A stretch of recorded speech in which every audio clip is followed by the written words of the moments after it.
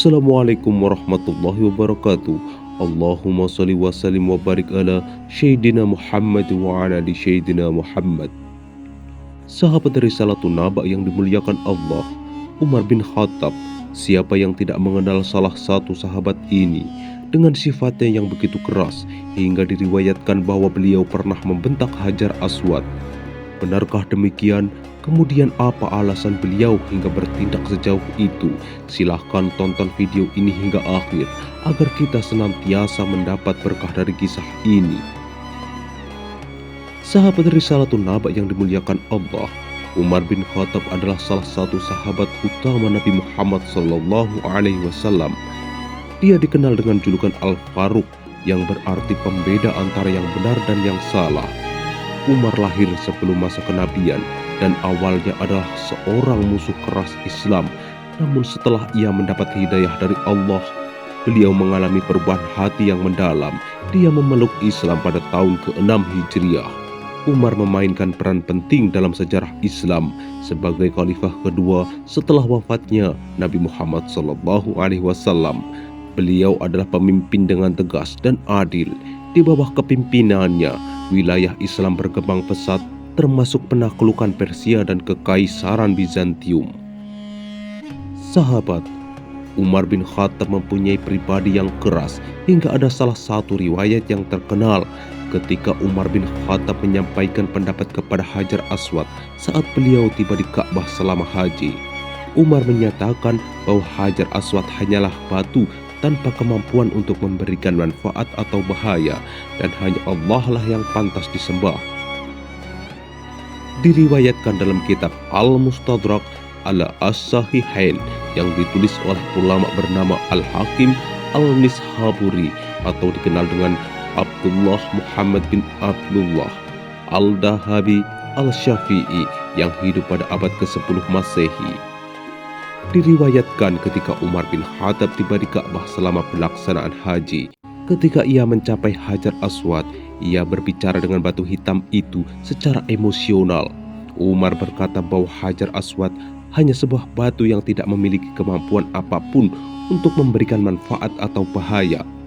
Dia juga berpendapat bahwa penyembahan kepada Hajar Aswad adalah praktik yang salah dan tidak sesuai dengan ajaran Islam. Dalam dialognya, Umar berbicara kepada Hajar Aswad sebagai simbol dari keteguhan hati dan keyakinan yang kuat dalam Islam. Dia menegaskan bahwa hanya Allah lah yang pantas disembah.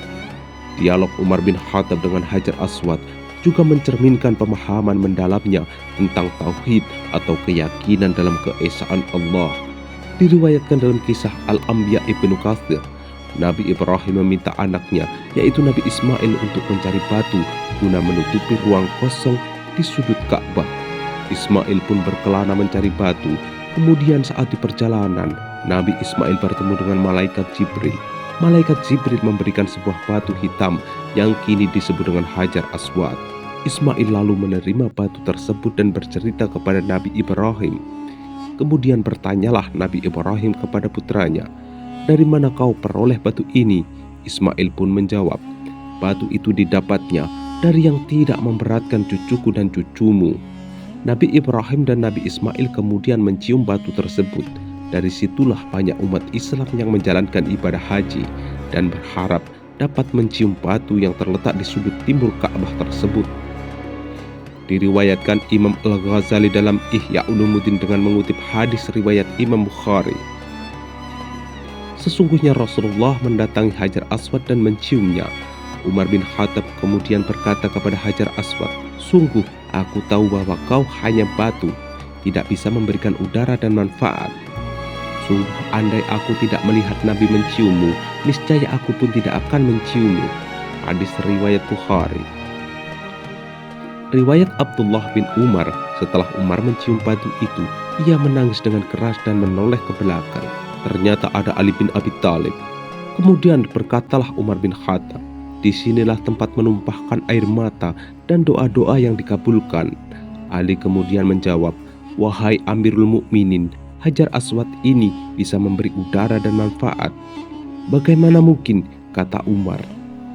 Kemudian Ali bin Abi Thalib menjawab, Sesungguhnya ketika Allah mengambil janji atas keturunan Adam, Dia menetapkan suratan dan meletakkannya pada Hajar Aswad. Batu tersebut akan menjadi saksi bagi umat muslim yang menepati janjinya. Demikian pula menjadi saksi bagi orang-orang kafir yang mengingkarinya. Imam Al-Ghazali dalam kitabnya Ihya Ulumuddin 2016 juz 1 halaman 327 mengisahkan, begitu Allah selesai menciptakan Nabi Adam, diusaplah punggung Adam dan keluarlah keturunan-keturunan yang berjanji kepada Allah untuk menyembah dan menaatinya. Janji itu ditulis dalam sebuah kertas yang dimasukkan ke mulut Hajar Aswad, yang kelak di akhirat batu itu mulai memiliki kedua mata dan mulut untuk menjadi saksi atas janji anak cucu Adam. Sahabat Risalatun Naba yang dimuliakan Allah, sikap Umar terhadap Hajar Aswad di atas seolah menunjukkan dirinya tidak mempercayai keutamaan-keutamaan yang dimiliki oleh batu mulia itu. Tapi jika ditelisik lebih dalam, ada hikmah besar di balik ucapannya saat peristiwa itu. Itu terjadi karena kualitas keimanan masyarakat Mekah pada waktu itu, mengingat mereka belumlah lama memeluk agama Islam. Ucapan Umar tersebut untuk mengantisipasi agar jangan sampai ada orang beranggapan bahwa sebuah batu bisa memberi udara dan manfaat dengan sendirinya, sebagaimana dulu orang Arab jahiliyah meyakini berhala-berhala memiliki kemampuan yang demikian. Namun Umar bin Khattab tetap meyakini sejumlah keistimewaan yang dimiliki Hajar Aswad, termasuk bisa melebur dosa dengan mencium atau menyentuhnya. Hanya saja Umar menyesuaikan sikapnya itu di tengah-tengah masyarakat agar tidak terjadi kesalahpahaman.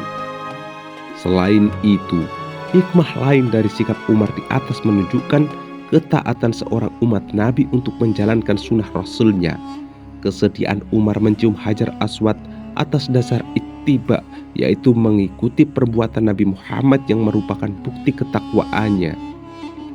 Umar tidak bertanya apa sebabnya Nabi mencium batu tersebut. Ia hanya mengikuti apa yang Nabi lakukan. Sahabat Risalatun Naba yang dirahmati Allah, semoga kita mendapatkan berkah dari kisah ini. Silahkan subscribe, like, dan share video ini untuk mendapatkan konten-konten lain seputar sejarah dan pengetahuan Islam. Wabillahi taufiq wal hidayah. Wassalamualaikum warahmatullahi wabarakatuh.